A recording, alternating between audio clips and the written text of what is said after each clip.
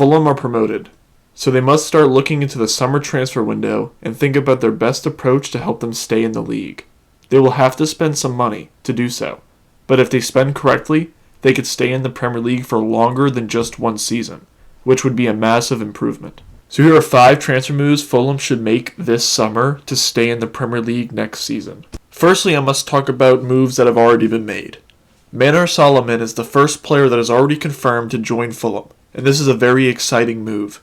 The 22-year-old Israeli winger and attacking midfielder from Shakhtar is a great transfer move, showing how Fulham is evolving. They're looking for cheap and exciting options from all across the world. For me, Solomon is the Fabio Carvalho replacement, which means he will be the small but crafty number 10 that will focus on finding space in the opposition's final third to be a passing option, and when receives possession, looks to attack the goal with his dribbling talent and score or pass it to a teammate. Solomon would fit right into his position, and with his experience in European competition, could be an overall solid transfer move that makes a lot of sense. The first transfer move that is not already confirmed but that they should make is to permanently buy Nico Williams. Fulham, with Williams being a loan player, is going to desperately need a solid right back if they want to compete in the Prem. So Nico Williams, a player that obviously fits their system and has had a great second half of the season with Fulham, would be the obvious choice. He is a 21-year-old Welsh right back that is currently on the books at Liverpool,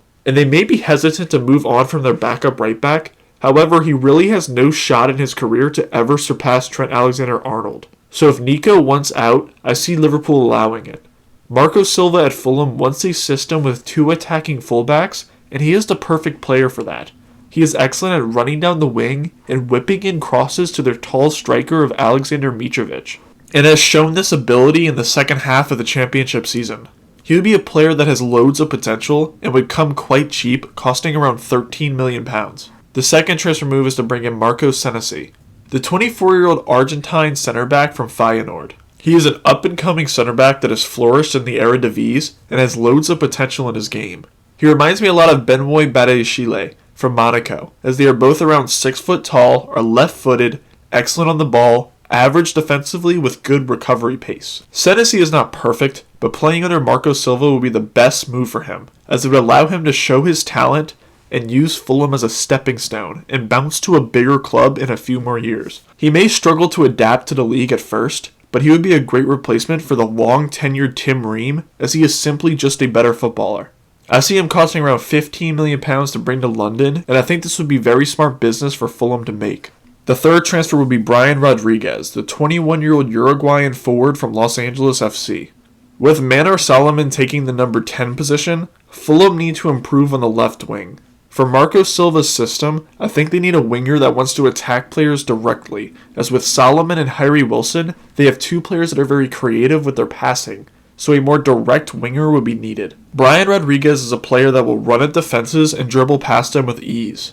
I understand he is playing in a lesser competition with the MLS, however his dribbling stats are insane regardless. He would give Fulham a player that can receive possession wide and look to run towards the byline to pass back into the box, or he could cut inside and look for a shot himself. He is so good that at the moment he is playing international football with Uruguay, as he played in 11 World Cup qualifying matches, so he's clearly a very talented footballer. I think he would be willing to make a move to the Premier League, where if he showed up early, could become a starter for the Uruguayan team this winter. I see him costing around £15 million for his services, and that is a great price for his potential. The fourth transfer will be Scott McTominay, the 25-year-old Scottish defensive midfielder from Manchester United. I see him as such an amazing transfer move because he has great Premier League experience and is a very tenacious midfielder. He would give Fulham a solid 8 or 6, whatever they prefer to use him as, that would understand how to play at this level, which they lack. He's not a perfect player for a big club, but he could be a leader at a bottom half club and could be the cornerstone of that club. He is tenacious, aggressive, and hard-working, and this is what Fulham will need most to survive at this level. I see him costing around £30 million to bring to London this summer. The fifth transfer will be John Brooks, the 29-year-old American centre-back from Wolfsburg. Fulham have been the English club that has seemed to utilize the most Americans, and I see another one coming to the club.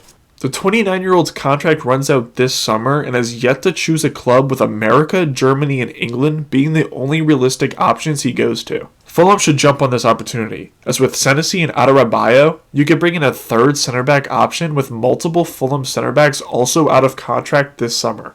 He is tall and aerially dominant with good passing range as well. He is having a down season, however at his best, he has been an above average Bundesliga defender, which could see success in the Premier League. And for free, this is the perfect move that Fulham could make and a player that would give Fulham more defensive solidity. For the total transfer window, they would have brought in 6 players: Manor Solomon for $7 million, Nico Williams for $13 million, Brian Rodriguez for $15 million, Marco Senacy for $15 million, Scott McTominay for $30 million, and John Brooks for free, which would equal a total of £80 million. This may seem like a lot, but this would be their second largest transfer spend as they have spent £104 million back in the 2018-2019 season.